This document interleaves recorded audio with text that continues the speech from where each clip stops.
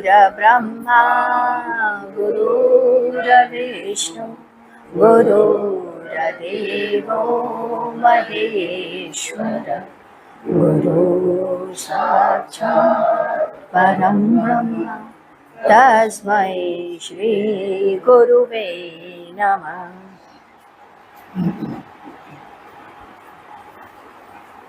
आगे की तरफ पढ़ते हैं। किस तरह भगवान को दर्द में भी महसूस करो, औषधि में भी महसूस करो और सदैव महसूस करो। उसी कथा में आगे कहते हैं गुरुदेव, ऐसा ही दर्द सदानंद महाराज को उठा था और वे दर्द के कारण मूर्छित हो गए। शायद ईश्वर ने उनकी आराधना सुन ली और वे जब होश में आए तो दर्द उनका दूर हो चुका था। उन्होंने समझ लिया कि परमेश्वर ने मेरी विनती सुन ली, अतः वे घर छोड़ के वन की ओर चले गए। एक जीर्ण शीर्ण मंदिर में उन्होंने शरण ली और एक साफ सुथरा करके भगवान के भजन के लिए बैठ गए।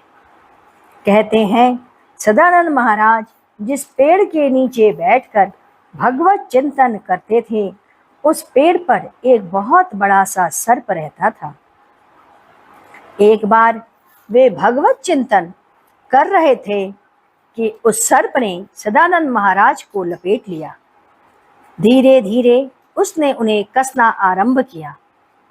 सदानंद महाराज ने यह समझ लिया कि अब अंत निकट है, अतः उनकी जिह्वा पर भगवान का नाम स्मरण निरंतर चल रहा था तथा ध्यान भी परमेश्वर में लगाए थे।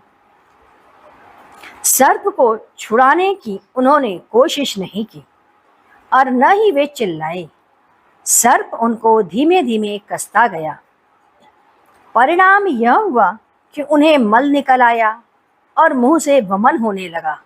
वे मूर्छित हो गए। कुछ देर के बाद जब होश आया तो वह सर्प जा चुका था, लेकिन कै और दस्त होने के कारण वे कमजोर हो गए। मल और कै उसी जगह पड़ा रहा। इतने में वर्षा हुई। पानी की कुछ बूंदें उनके मुंह में पड़ी और उस पानी से उन्हें अतिसार हो गया और पुनः काफी कै और दस्त हुआ। अब तो सदानंद महाराज एकदम लस्त हो गए। उठने और बैठने तक की शक्ति नहीं रही। प्रभु से विनती करने लगे, हे परमात्मा, अब तुम्हें देखने की बड़ी इच्छा है, या तो अब मुझे उठा लो, यह तुम्हारा दिया हुआ ही कष्ट है। कथा आती है कि भगवान लड़के के रूप में सामने आते हैं और कहते हैं कि ब्राह्मण देवता आपको राजा ने याद किया है। सदानंद महाराज ने कहा, अब तो मेरी आवाज केवल भगवान ही सुन सकता है। मुझे तो लगता है भगवान मेरे सामने खड़े हैं। उस बालक ने उन्हें उठाकर राज दरबार में ले आए। उस राजा ने यह घोषणा करवा दी कि जो सबसे ज्यादा बीमार और असक्त ब्राह्मण होगा, उसी को हम राज्य का भार सौंपकर वन को जाएंगे। सदानंद महाराज की सेवा और शुश्रूषा की गई। वे जल्दी ही स्वस्थ हो गए। जब उन्हें पता चला कि राज्य का कारभार उन्हें देखना है, तो उन्होंने इससे इनकार कर दिया। कहा, यदि भगवान मुझसे यह करवाने को कहेंगे तभी हम करेंगे। उन्हें ऐसा स्वप्न हुआ कि तुम संपूर्ण राज्य का कार्य भगवान को सौंप कर करते रहो। अंत समय तुम्हें भगवान का लोक प्राप्त होगा। सदानंद महाराज हमेशा भगवान के आनंद में डूबे रहते थे और राज्य का कार्य वह सौंप करके करते रहते। इस प्रकार मृत्यु उपरांत उन्हें परम पद की प्राप्ति हुई। ऐसे थे भगवत चिंतन का प्रभाव। राजा बलि के सामने भगवान वामन देव खड़े हैं भिक्षा के लिए। वामन देव ने कहा, राजन, संकल्प लो, कमंडल से जल नहीं गिर रहा। राजा बलि के सामने गुरु और भगवान दोनों खड़े हैं। राजा बलि गुरु की बात माने या भगवान वामन देव को संकल्प कराएं। कबीर ने कहा है, गुरु गोविंद दो खड़े, काके लागू पाए। एक बार नारायण रूठ जाए तो गुरु पुनः उनसे मिलवा देगा, लेकिन यदि गुरु रूठ गए तो भगवत दर्शन दुर्लभ है। राजा बलि असमंजस में। गुरुदेव कहते हैं, बलि ने संकल्प कराने के लिए जल उठा लिया।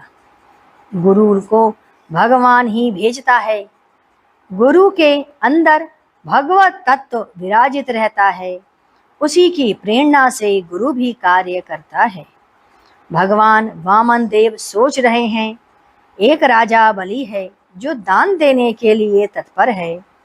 एक असुरों का गुरु महाज्ञानी शुक्राचार्य है जो कमंडल में जाकर के बैठा है, जिससे संकल्प ना होने पाए।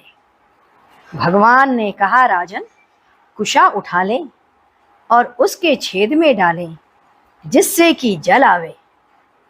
और कुशा के डालते ही जल की धारा फूट चली। राजा बलि ने संकल्प दिया और 3.5 पग भूमि। उन्होंने कहा, ब्राह्मण, मैं और भी लेना है तो मांग लो, मैं राजा हूं, सर्वस्व दे सकता हूं। परंतु भगवान ने 3.5 पग में संपूर्ण ब्रह्मांड को नाप लिया। यह देखकर राजा बलि प्रसन्नता से नाच उठे। बारे भगवान, सब कुछ नाप लिया। उसके खुशी का ठिकाना नहीं था। अब वामन देव ने कहा, राजन, दक्षिणा दो। बिना दक्षिणा के दान पूर्ण नहीं होता। राजा बलि ने कहा, मैं अभी अपना हार एवं उपहार तुम्हें देता हूं। वामन देव ने कहा, राजन, जब पूरी पृथ्वी मैंने नाप ली है तो उसमें आपका सब कुछ आ ही गया। राजा बलि ने कहा, हाँ प्रभु, आप ठीक कह रहे। भगवान ने कहा, तुम्हारा चिंतन, तुम्हारा ध्यान, अभी जो कुछ भी तुम सोच रहे हो, सभी कुछ तो मेरा है। राजा बलि ने कहा, प्रभु, जब सब आपका है तो प्रभु ऐसा कहते हुए वामन देव के चरणों पर लौट गए। प्रभु, अब मेरा तन मन सभी आपका, ऐसा विचार, मेरी भावना, मेरा चिंतन, मेरा सर्वस्व सब आपका। प्रभु, मेरा अब कुछ नहीं।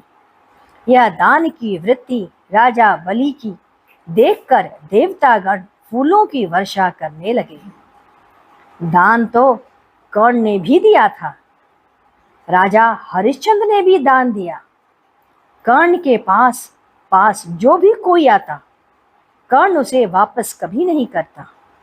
कवच कुंडल उसने जानते हुए मेरी मृत्यु निश्चित है दान दे दिया था। अंत समय में रण क्षेत्र में कर्ण घायल पड़ा, लहूलुहान। कोई ब्राह्मण भिक्षा मांगता हुआ आया, कोई दान दे दे। कर्ण कहता है, इस समय तो मेरे पास कुछ नहीं है। परंतु उसे याद आता है अपने सोने के दांत का। अपने बेटे से कहता है, पुत्र, उस पत्थर से मेरे सोने के दांत तोड़ करके और धोकर इस ब्राह्मण को दे दो। पुत्र ऐसा नहीं कर पाता तो वह पत्थर स्वयं मांगता है और अपने घायल हाथों से पत्थर मार करके सोने के दांत तोड़ता है तथा उसे उस ओर दे देता है। सूर्य की ओर देखते हुए आंख से अश्रु जल निकलता है और सोने के दांत ब्राह्मण को दान में दे देता है। सभी सामने खड़े हैं, अर्जुन, कुंती, पांडव परिवार और कृष्ण। उसकी इस दान लीला को देखकर कृष्ण के आंखों से अश्रु बह निकलती है। कृष्ण कभी भी नहीं रोए। आज कर्ण की इस अपार महिमा पे वो दयार्द हो उठे। ऐसे दान की महिमा यह थी राजा बलि। सप्तम देवताओं ने कहा, आज दीपावली का वर्ष है, आज से राजा बलि की पूजा पहले होगी। बिना राजा बलि की पूजा हुए दीपावली पूर्ण नहीं होगी और न उसे मानी जाएगी। तब से आज तक यही पथ और यही पूजन चला आ रहा है। राजा बलि की पूजा प्रथम होती है, उसके बाद दीपावली की पूजा और अन्य देवी देवताओं की पूजा की जाती है। आइए अब हम लोग गुरु कीर्तन करें। ओम गुरु ओम गुरु ओम गुरुदेव, जय गुरु जय गुरु जय गुरुदेव।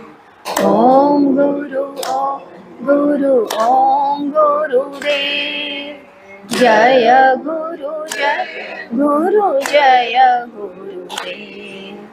ओम गुरु ओम गुरुदेव, जय गुरु जय गुरुदेव।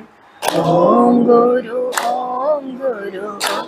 गुरुदेव, जय गुरु जय गुरुदेव। ओम गुरु गुरुदेव, जय गुरु जय गुरुदेव। गुरु ओम गुरुदेव, जय गुरु जय गुरुदेव। बोलिए सद्गुरुदेव की जय। सद्गुरु तुम्हें शत शत नमन, सद्गुरु तुम्हें शत शत नमन, सद्गुरु तुम्हें शत शत